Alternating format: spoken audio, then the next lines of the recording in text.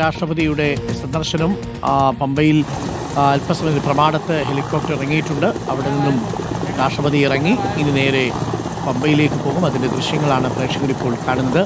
ഇത് ഇപ്പോൾ എത്തിയ മൂന്നാമത്തെ ഹെലികോപ്റ്ററാണ്. ആദ്യം എത്തിയത് ആദ്യത്തെ ഹെലികോപ്റ്റർ 3 ഹെലികോപ്റ്റർ ഉണ്ടെന്ന് തോന്നുന്നു.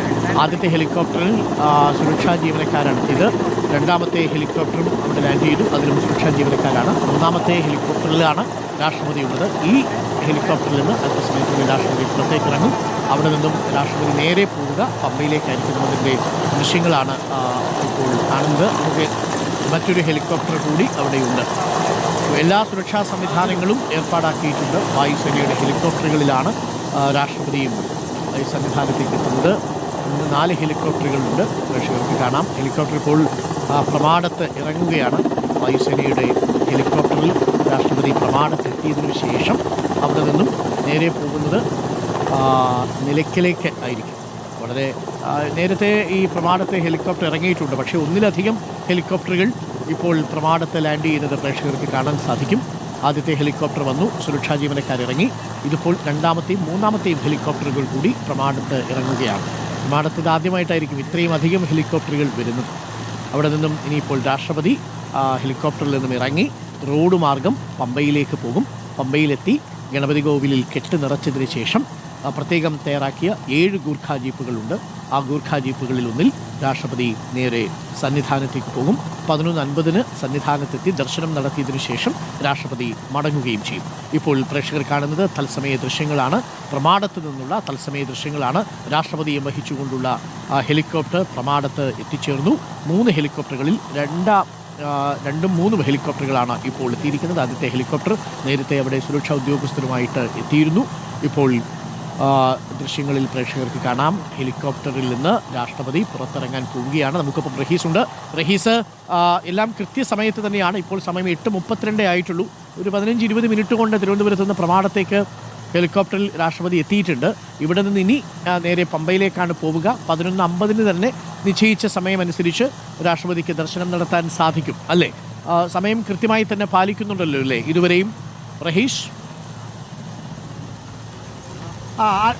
അരുൺ, സമയം കൃത്യമായി തന്നെ പാലിച്ചാണ് ഷെഡ്യൂൾ പോകുന്നത്. കുറച്ച് നേരത്തെ നമ്മൾ അറിയിച്ചിരുന്നത് 9 മണിക്ക് തൊട്ട് മുമ്പ് പ്രമാടത്തെത്തുമെന്നാണ്. പക്ഷെ അതിനേക്കാൾ മുമ്പ് തന്നെ 8:33 ആയപ്പോൾ തന്നെ രാഷ്ട്രപതിയും വഹിച്ചുകൊണ്ടുള്ള ഹെലികോപ്റ്റർ ഇവിടെ എത്തി. 4 ഹെലികോപ്റ്റർ ആയിരുന്നു മൊത്തം ഉണ്ടായിരുന്നത്. ആദ്യ ഹെലികോപ്റ്ററിൽ നമ്മൾ നേരത്തെ ദൃശ്യങ്ങളിൽ കണ്ട ഹെലികോപ്റ്ററിൽ സുരക്ഷാ ജീവനക്കാരും മറ്റ് രാഷ്ട്രപതിയുടെ ഓഫീസിലെ മറ്റു ജീവനക്കാരുമായിരുന്നു. അവർ ഇവിടെ നിന്ന് മാറി. അതിനുശേഷം 3 ഹെലികോപ്റ്റർ വന്നു. ഈ 3 ഹെലികോപ്റ്ററിൽ ഏത് ഹെലികോപ്റ്ററിലാണ് രാഷ്ട്രപതി ഉള്ളത് എന്ന കാര്യം വ്യക്തമല്ല. നമുക്ക് മുമ്പിൽ 2 ഹെലികോപ്റ്റർ ഇപ്പോൾ ഇതിനകം തന്നെ ഇവിടുന്ന് പോയി.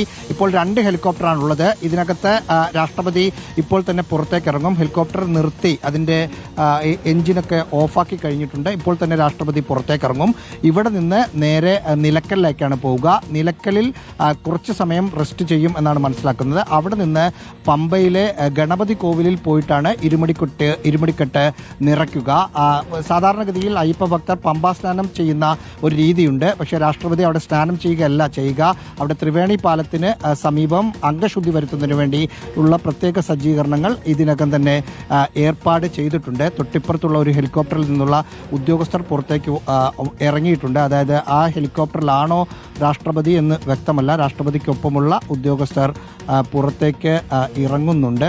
രാഷ്ട്രപതിയെ സ്വീകരിക്കാനുള്ള ആളുകളുമുണ്ട്. അതായത് നമ്മളിപ്പോൾ ദൃശ്യങ്ങളിൽ കാണുന്ന ഹെലികോപ്റ്ററിന് ഇപ്പുറത്ത് മറ്റൊരു ഹെലികോപ്റ്റർ കൂടി കിടപ്പുണ്ട്. അതിനകത്താണ് രാഷ്ട്രപതി ഉള്ളത് എന്നാണ് മനസ്സിലാക്കുന്നത്. സ്വീകരിക്കാനുള്ള ആളുകൾ ജില്ലാ കളക്ടർ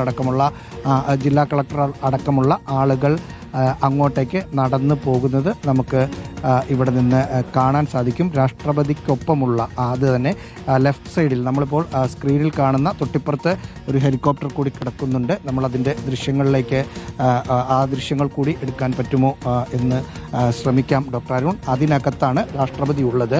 കോന്നി MLA ജനീഷ് കുമാർ അടക്കമുള്ളവർ അങ്ങോട്ട് മൂവ് ചെയ്യുന്നത് നമുക്ക് ഇവിടെ നിന്ന് കാണാം. അതായത് രാഷ്ട്രപതി ഉള്ള ഹെലികോപ്റ്റർ ഇപ്പുറത്താണുള്ളത്. മൊത്തം 2 ഹെലികോപ്റ്ററിൽ ഒന്നാമത്തെ ഹെലികോപ്റ്ററിൽ നേരത്തെ സുരക്ഷാ ജീവനക്കാർ വന്നിരുന്നു. ഇപ്പോൾ മറ്റ് ഹെലികോപ്റ്ററിൽ നിന്ന് രാഷ്ട്രപതി ഇപ്പോൾ തന്നെ പുറത്തേക്ക് ഇറങ്ങും എന്ന് മനസ്സിലാക്കുന്നു. 12:20 നേരത്തെ ഷെഡ്യൂൾ ചെയ്ത അനുസരിച്ച് അയ്യപ്പ ദർശനം ഉള്ളത്. നേരത്തെ ത്രിവേണി പാലത്തിൽ നിന്ന് അംഗശുദ്ധി വരുത്തിയതിനു ശേഷം രാഷ്ട്രപതി സന്നിധാനത്തേക്ക് രാഷ്ട്രപതിയുടെ ജീപ്പ് ഗൂർഗ ജീപ്പും ഒപ്പം അകമ്പടി സേവിക്കുന്ന 6 ജീപ്പുകളും ഉണ്ടാകും. അതിലാണ് രാഷ്ട്രപതി പോവുക. 12:20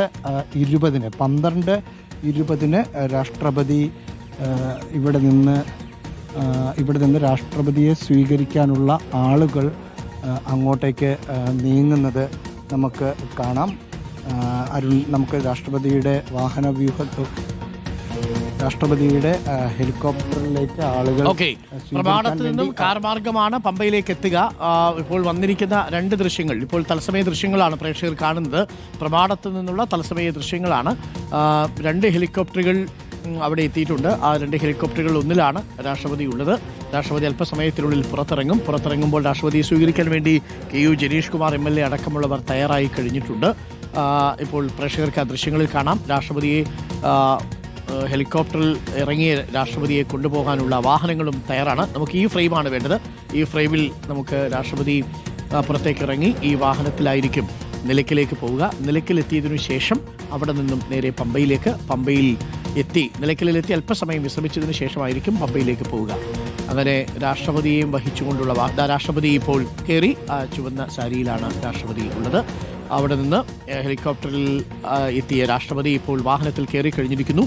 അതിനുശേഷം നേരെ പോകുന്നത് നിലയ്ക്കലേക്കായിരിക്കും. നിലയ്ക്കലിൽ നമ്മുടെ പ്രതിനിധിയുണ്ട്. നിലയ്ക്കലിൽ എത്തിയതിനു ശേഷം അവിടെ അല്പസമയം വിശ്രമിക്കുമെന്നാണ് അറിയുന്നത്. അതിനുശേഷമായിരിക്കും പമ്പയിലേക്ക് പോവുക. തത്സമയ ദൃശ്യങ്ങളാണ് പ്രേക്ഷകർ ഇപ്പോൾ കാണുന്നത്. നിലയ്ക്കലിൽ നിന്നുള്ള ദൃശ്യങ്ങളാണ്. രാഷ്ട്രപതി കൃത്യസമയത്തു തന്നെ, എനിക്കൊരു സമയം നേരത്തെ നിശ്ചയിച്ച സമയത്തിനും അല്പസമയം മുമ്പ് തന്നെ രാഷ്ട്രപതി പ്രമാണത്ത് എത്തിയിട്ടുണ്ട്. അതിൻ്റെ തത്സമയ ദൃശ്യങ്ങളാണ് പ്രേക്ഷകർ ഇപ്പോൾ കാണുന്നത്. ഇവിടെ നിന്നും ഈ വാഹനത്തിൽ രാഷ്ട്രപതി ദ്രൗപദി മുർമു നേരെ നിലയ്ക്കലേക്കാണ് പോവുക. നിലയ്ക്കലിലെത്തി അല്പസമയം വിശ്രമിച്ചതിന് ശേഷമായിരിക്കും രാഷ്ട്രപതി അവിടെ നിന്ന് പോവുക. നമുക്ക് രാഷ്ട്രപതി ചുവന്ന സാരി ഉടുത്ത് ആണ് വന്നിരിക്കുന്നത്. ഒരുപക്ഷെ നിലയ്ക്കലിൽ നിന്ന് എത്തി അവിടെ വേഷം മാറിയതിനു ശേഷമായിരിക്കാം ഒരുപക്ഷെ പമ്പയിലേക്ക് പോവുക. ശ്രീകോവിലിൽ എത്തിയതിനു ശേഷം പമ്പയിലെത്തുമ്പോൾ അവിടെ പൂർണ്ണ സ്നാനമില്ല. അവിടെ അംഗശുദ്ധി വരുത്തിയതിനു ശേഷം രാഷ്ട്രപതി ദ്രൗപദി മുർമു നേരെ ഗണപതി കോവിലിലേക്ക് പോകും. ഗണപതി കോവിലിലാണ് രാഷ്ട്രപതി ദ്രൗപദി മുർമുവിന് കെട്ടുനിറ ഒരുക്കിയിരിക്കുന്നത്. അവിടെ നിന്ന് കെട്ട് നിറച്ചതിന് ശേഷമാണ് രാഷ്ട്രപതി പോകുക. രാഷ്ട്രപതിയെ വഹിച്ചുകൊണ്ടുള്ള വാഹനം ഇപ്പോൾ പുറപ്പെടുകയാണ്. KU ജനീഷ് കുമാർ ഒപ്പം തന്നെ റാന്നി MLA അടക്കമുള്ളവർ ഇപ്പോൾ പ്രമാണത്ത് ഉണ്ട്. അവിടെ നിന്ന് രാഷ്ട്രപതി അവർ യാത്ര അയക്കുന്നു. അവർ രാഷ്ട്രപതി പോകുന്നത് നേരെ നിലയ്ക്കലിലേക്കാണ്. നിലയ്ക്കലിലെത്തി അല്പസമയം വിശ്രമിച്ചതിന് ശേഷമായിരിക്കും പമ്പയിലേക്ക് പോവുക എന്നാണ് അറിയിച്ചിരിക്കുന്നത്.